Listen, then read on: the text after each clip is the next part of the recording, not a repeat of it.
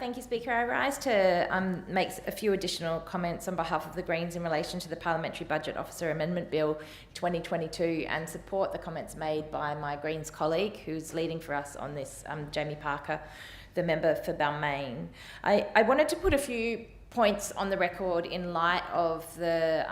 amendments that have been shared both by the member for Sydney and also the government, and I guess also speak to the bill itself and the principles around the bill before us. Because to me, I think when we're considering this bill, first and foremost, it was a very it's a very simple change and significant change that the opposition has brought in relation to this bill. The member for Heffron has brought extending the time period available for the consideration of requests through the Parliamentary Budget Office. And I think it's important to put in the principle there that while any extension is good, that actually the power of the Parliamentary Budget Office can be to be able to work on policy development and work on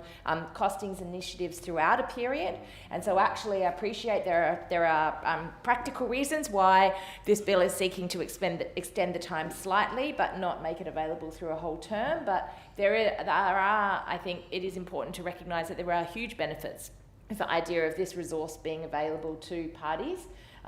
to the crossbench, to members of this place throughout the whole term. But obviously the Greens are supportive of the bill in its current form to extend the Parliamentary Budget Officer's appointment and period by 3 months at this stage, and that's what's before us. The other point that I think is really important to make is in relation to the risks around parliamentary budget officers if they are not established correctly and if there are not clear protocols in place. And I think we've already heard concerns being raised about how the Parliamentary Budget Office process could be weaponised and politicised in a way that actually goes against the intention of good policy development. And that is to say that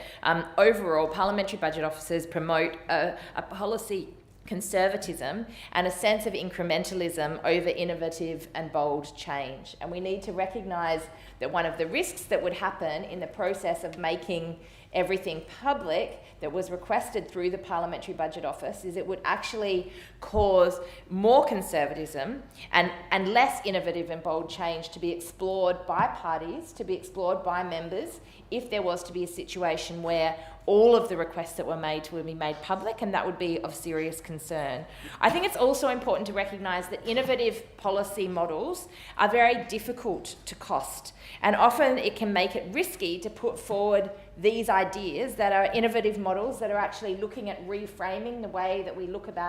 look in terms of budgets and costings, if there is a guarantee that the costing is going to be released. And I think it's important for us to remember that.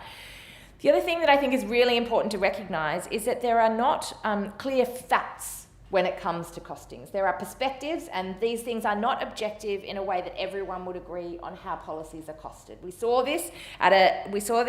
in the discussions around the national process for the challenges around looking at things like student loans or free university education, and the challenges that the National Parliamentary Budget Office had when it came to looking at radically different ways of costing very similar proposals. And the current New South Wales Parliamentary Budget Office is often, and it has been seen to be, quite conservative in the assumptions that it makes, which emphasise budget costs over social benefits and does not properly take into account the second-order benefits of public spending, for example, like the costs of privatisation. And so I think it's really important when we're looking at the Parliamentary Budget Office that we recognise that there are risks around this, and that there is also a need to recognise that these should not be held as a way to hold over other parties, particularly opposition parties in this context, to have to make decisions as to whether or not they will get an innovative or bold idea costed for fear that that information will be made public.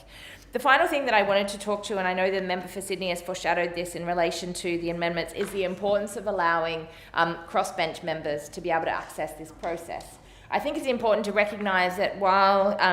it potentially will make it difficult to be able to do that in a way that would identify people having to prioritise 3 areas, for example, that would be costed. I think it is important to recognise that this could favour sort of smaller things being costed rather than bolder, innovative ideas. And again, I think that is a concern.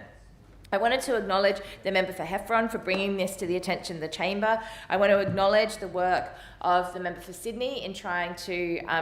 bring us to a point where we will see hopefully some changes that will also enable the ability for the crossbench to be able to access this process. And I also wanted to raise serious concerns about the comments made by the member for Ku-ring-gai in relation to time wasting, and suggest that the idea that any of us would be using this process to somehow waste the time of the Parliamentary Budget Office, as opposed to trying to seek genuine costings on things that would allow us to bring forward to the electorate better policy initiatives and better outcomes for the people of New South Wales is offensive. And I think that it's really important that we recognise that the landscape of this political environment in this chamber has changed. And it is good to see, because when we see the government not having full control, their ability to act